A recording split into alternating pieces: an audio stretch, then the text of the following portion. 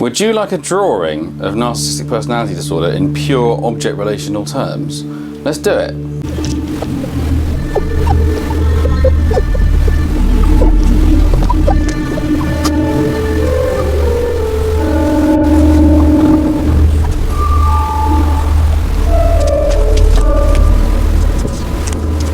Okay, let's go over it. Okay, this is the womb. Okay, the baby's needs are being met as they arise. When they are born and the cord is cut, they enter the autistic contiguous position. This is the first sort of zone of homeostasis. Where needs are met, the baby stays here, okay? But when needs are not met, what happens is splitting. First of all, annihilation anxiety. This is can create a bad object. But when they're met, now it's like recorded in the brain as good objects. So good and bad split. No differentiation between self and other. Then these combine into good and bad. This is the depressive position.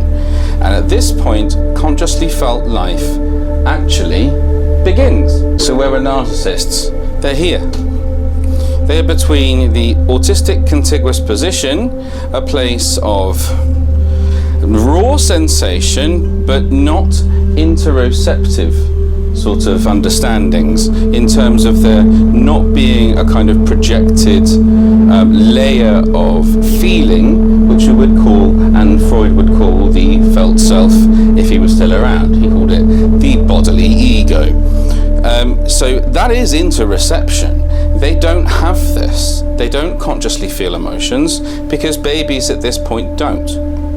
In adult life, the false self is a cognitive construction that operates from the position of the autistic contiguous position and also the paranoid schizoid, because in this realm, where good and bad objects exist for the narcissist, good experiences were recorded as unreliable. They were frightening because they couldn't be relied upon, so they can't trust. And therefore the other thing is here, the bad objects. This is where intrusion came in. This is where actual abuse came in for a neonate. Yes, a baby. Okay? Combined into good and bad, nuance, integration happened. And therefore, this happened for not them, but for other people. This is what normally happens. The depressive position, DP. This is where consciously felt emotional life actually begins.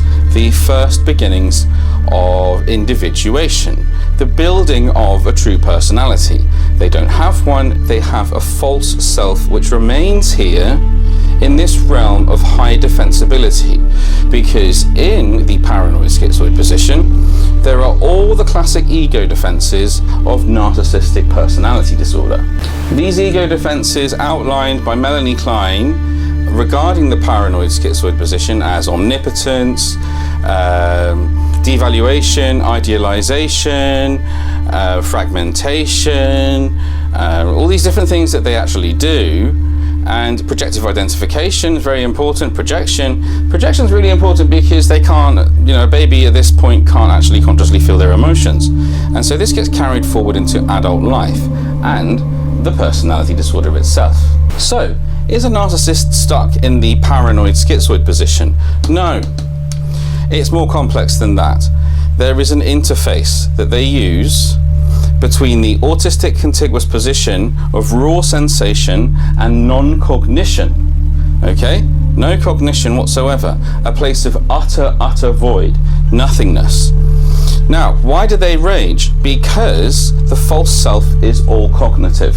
Now, when they are questioned on their motives, what happens is this is decathected from. Libidinal energy is withdrawn because all this is shown to be false, and so they fall back towards this, and as they're falling back, their cognition starts to go.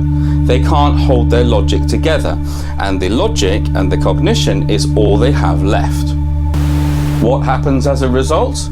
Well, they start selecting ego defenses, and they start kicking off, and they start behaving in a way which is incredibly defensive. And you're left feeling very confused because you don't understand why they're being like that, because it doesn't truly make sense in terms of logic, but it makes sense in terms of NPD logic. They need to keep their cognition going, okay? They can't show you that this is actually their homeostasis. This is all they have.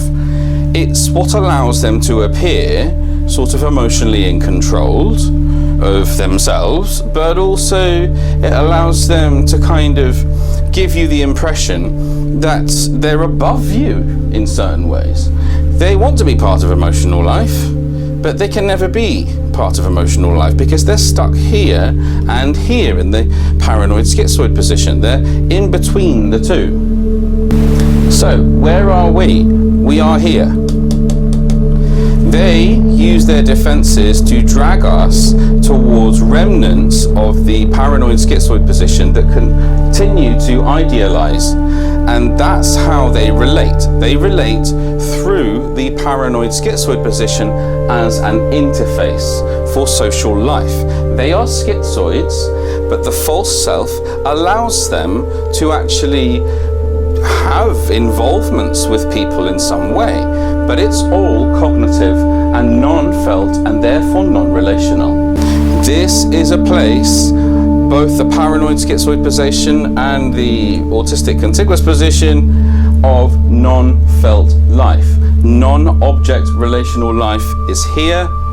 Some, to a degree, is here because they're trying to relate to objects, but mostly they want to be seen as all good, and they want to see you that way to begin with until the novelty wears off here for how they see you, and then they see you as a bad object.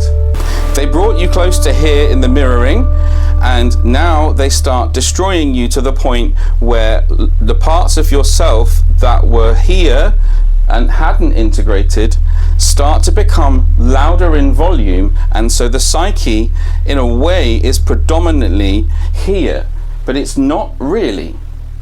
You have feelings, and so therefore you can come back to here, but they always remain here. Okay? Got it?